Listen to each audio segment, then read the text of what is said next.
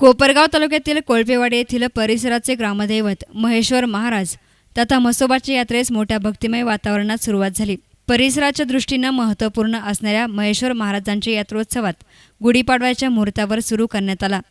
या निमित्ताने पहाटे भक्तिगीतांनी सजलेली सुरमय मैफिल, स्वरचैतन्य पाडवा तसेच म्हसोबा महाराजांच्या मूर्तीस अभिषेक, विधिवत पूजा आणि गंगेच्या पाण्याच्या कावडीची भव्य मिरवणूक आणि गावकऱ्यांच्या हस्ते कावडीची महापूजा संपन्न झाली आणि त्यानंतर भाविक आपली नवस्फूर्ती करतात। यामध्ये गळवंती ही नवस्फूर्ती मोठ्या प्रमाणात केली जाते। याचं कारण म्हणजे नवसाला पावणारे ग्रामदैवत। आणि त्यानंतर यात्रेमध्ये आलेली दुकानं, पाळणे, खेळणी, स्टॉल्स, करमणूक हॉल यांचा लोकार्पण सोहळा संपन्न झाला। तसेच सायंकाळी 4 ते 5 दरम्यान 12 गाड्या ओढण्याचा कार्यक्रम संपन्न झाला। यामध्ये भगत लोकांनी भरलेल्या 12 गाड्या ओढत मंदिरामध्ये आणल्या जातात।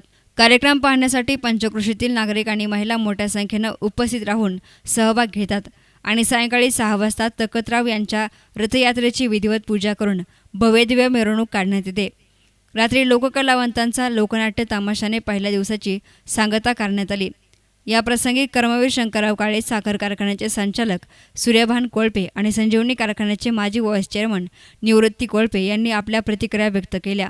असलेली ही यात्रा, या यात्रेचं जे मुख्य आकर्षण असलेलं आता हा जो देवाचा गाडा या ठिकाणी ओढला जात आहे, या गाड्याचं वैशिष्ट्य असं का या गाड्याचे प्रमुख बबनराव हळनोर व त्यांचा परिवार, तसेच या कारखान्याचे कर्मवीर शंकरराव काळे सहकारी साखर कारखाने सगळे मुकादम व ऊस तोडणी मजूर हे वर्षभर देवाला जे साकडं घालतात का आमचं हे सीजन निर्विघ्न पार पडू दे, आमच्या कुठल्या बैलाला किंवा कुठल्या व्यक्तीला कुठली इजा होऊ देऊ नको, हे ते देवाला नवस करतात। आणि दरवर्षी गुढीपाडव्याला हे कष्टकरी लोक हे देवाचा गाडा हा प्रामाणिकपणे अविरतपणे हा चालू ठेवलेला आहे। आत्ताही आपण बघितलं असेल या गाड्याच्या आजूभोवती सगळा कष्टकरी समाज हा गाडा घेऊन चाललेला आहे आणि या थोड्याच वेळात आता अजून या परिसरातले शहाजापूर गावचाही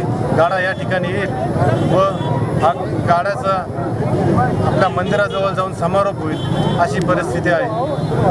वैशिष्ट्य म्हणजे असं आहे की पूर्वी त्या जुन्या लोकांनी ती प्रथा लावून ठेवलेली आहे की देवाच्या आपण ह्या 12 गाड्या ओढायच्या आणि जो भगत असतो देवाचा तो त्या 12 गाड्या ओढतो। गावाच्या पश्चिमेपासून शिवेपासून तर पूर्वेच्या शिवेपर्यंत त्या पश्चिम पूर्व या अशा गाड्या वाढतात आणि गेली 150 वर्षापासून परंपरा आहे आणि ही परंपरा आतूनच आम्ही पुढे ही चालू ठेवलेली आहे आणि यात लोक खूप खेळीमेळीच्या याच्यामध्ये या यात्रेला सहभाग देतात आणि ही यात्रा खूप चांगली होती।